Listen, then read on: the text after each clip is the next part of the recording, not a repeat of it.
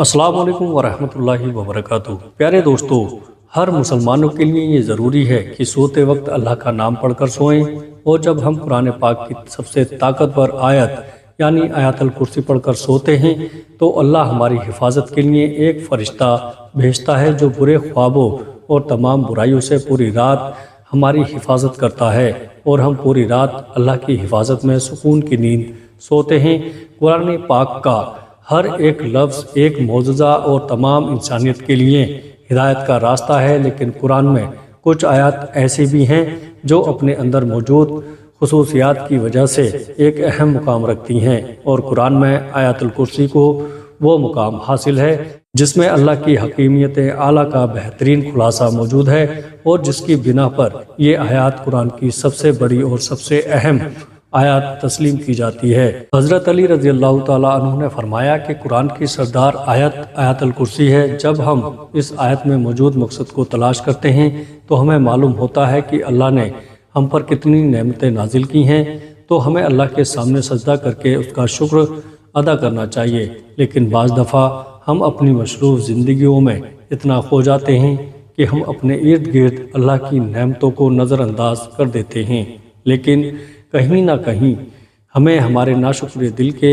اندر سے خالی پن محسوس ہونے لگتا ہے کہ ہم جو بھی کچھ بھی کر رہے ہیں یہ اللہ کے حکم اور فضل کے بغیر ممکن نہیں، تو ہم اس کا شکر کیوں نہیں ادا کرتے ہیں؟ پیارے دوستو، اگر کہیں یہ تمام نعمتیں اللہ ہم سے واپس لے لے تو تب ہمارا کیا حال ہوگا؟ میرے پیارے عزیز دوستو، یہ سوال جب کسی کے ذہن میں آتا ہے تو وہ اللہ کی ان تمام نعمتوں کا شکر گزار بن جاتا ہے۔ جب ہم آیت الکرسی پڑھتے ہیں تو ہم اللہ کی عظمت کو تسلیم کرتے ہیں، اور جب ہم آخر میں یہ پڑھتے ہیں اور وہی ہے سب سے بلند عظمت والا، تو ہم اس کی عظیم طاقت کا شکر ادا کرتے ہیں۔ اور جب ہم ہر نماز کے آخر میں آیت الکرسی پڑھتے ہیں تو اللہ ہمارے دلوں کو اپنی نعمتوں کو اور شکر سے بھر دیتا ہے۔ پیارے دوستو، حدیث پاک آیت الکرسی کو قرآن کی سب سے افضل آیت قرار دیا گیا ہے۔ بچپن سے لے کر اب تک دن میں کئی مرتبہ ہم اسے پڑھتے ہیں، گھر سے نکلتے وقت، گھر میں داخل ہوتے وقت، سفر کے وقت، کسی بھی مشکل یا مصیبت میں، لیکن اکثر اوقات اس کے معنوں سے نا واقف ہوتے ہیں۔ حدیث پاک کے مطابق ہر فرض نماز کے بعد اسے پڑھنے سے جنت میں داخلے کی ضمانت ہے۔ جو شخص اسے صبح پڑھے شام تک اللہ کی حفاظت میں رہتا ہے، اور شام کو پڑھنے والا صبح تک حفاظت میں رہتا ہے، حفاظت الہی میں رہتا ہے۔ روایت میں ہے کہ اس اکیلی آیت مبارکہ کے نزول کے وقت 30,000 فرشتے اور بعض روایت کے مطابق 70,000 فرشتے اترے تھے، جس سے اس کی شان ظاہر ہوتی ہے۔ حدیث پاک میں ہے کہ نبی کریم صلی اللہ تعالیٰ علیہ وسلم نے فرمایا، معراج کی رات مجھے 3 نور دکھائی دیے۔ پوچھنے پر پتہ چلا کہ ایک آیت الکرسی، دوسرا سورہ یاسین اور تیسرا سورہ کوثر کا نور ہے۔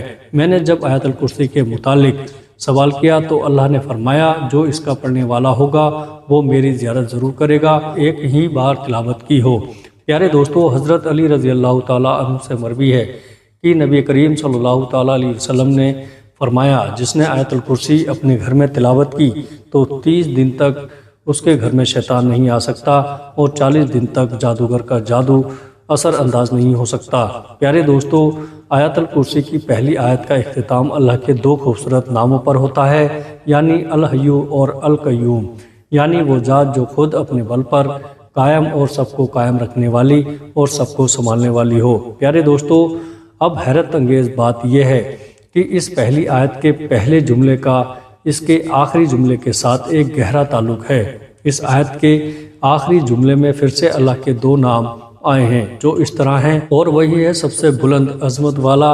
اس آیت کے دوسرے جملے میں اللہ فرماتا ہے، نہ اس کو اونگ آتی ہے اور نہ نیند، تمام مخلوقات وقت کے ساتھ سست پڑ جاتے ہیں، آرام مانگتے ہیں، نیند چاہتے ہیں، سوئے بغیر رہ نہیں سکتے، اور نیند موت کی ہی ایک صورت ہے۔ اس لیے اس آیت کے اس حصے میں ذکر ہے کہ وہ ذات زمانوں مکہ کا حاکم، طاقت کا سر چشمہ، ہر لحاظ سے مکمل اور اپنی مخلوق کی نگہبانی فرمانے والا، اپنی مخلوقات کے ہر ذرے سے باخبر ہے۔ پیارے دوستو، اب اس آیت کے 8ویں جملے میں دیکھیں کہ اللہ کیا فرما رہا ہے، اور اسے زمین و آسمان کی حفاظت تھکاتی نہیں ہے۔ اس آیت کا دوسرا جملہ اصل میں اس کے 8ویں جملے کے ساتھ जुड़ा हुआ है, जिसमें अल्लाह यही फरमाता है कि नींद और आराम उसकी पैदा करदा मखलूक के लिए है और अल्लाह ना सोता है और ना उसे ऊँघ आती है।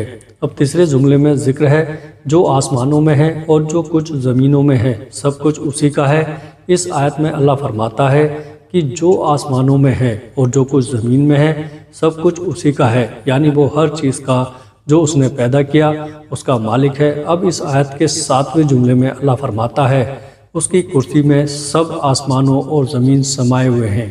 प्यारे दोस्तों, जब अल्लाह अपनी कुर्सी की बात कर रहा है तो मतलब कि वो अपनी बादशाहत की बात कर रहा है। फिर चौथे जुमले में अल्लाह का इरशाद है कौन है जो उसके सामने उसकी इजाज़त के बगैर किसी की सिफारिश कर सके। फिर छठे जुमले में फरमाता है और वो उसके इल्म में किसी भी चीज़ का इहाता नहीं कर सकते हैं मगर जितना वो चाहें। अब चौथा और छठा जुमला एक दूसरे के साथ मुंसलिक है। प्यारे दोस्तों, यानी पहला जुमला और जुमला नंबर 9, दूसरा और 8वां जुमला, तीसरा और 7वां जुमला, चौथा और छठा जुमला एक दूसरे से मुंसलिक है। तो बाकी कौन सा जुमला रह जाता है? तो वो जुमला नंबर 5 है। प्यारे दोस्तों, जिसमें अल्लाह फरमाता है अल्लाह जानता है जो उनसे पहले हो चुका है और जो उनके बाद होने वाला है। ये जुमला इस आयत के बिल्कुल दरमियान में है, जिससे पहले और जिसके बाद में जो कुछ भी अल्लाह ने बयान फरमाया उसके बारे में इस 5वें जुमले में फरमाया कि वो सब जानता है और उससे कुछ भी छुपा नहीं। अब अल्लाह के सिवा ऐसा कौन कह सकता है? बेशक कुरान अल्लाह के अल्फाज हैं जिसकी एक एक आयत हमारे लिए हिदायत का रास्ता है। अल्लाह ताला हम सबको कुरान करीम समझकर पढ़ने वाला और इस पर अमल करने वाला बनाए। मेरे प्यारे अज़ीज़ दोस्तों, वीडियो अच्छी लगे तो आगे अपने दोस्तों रिश्तेदारों में शेयर ज़रूर करिएगा और नईम अली चैनल को सब्सक्राइब ज़रूर करके जाइएगा। अस्सलाम वालेकुम व रहमतुल्लाहि व बरकातुहू।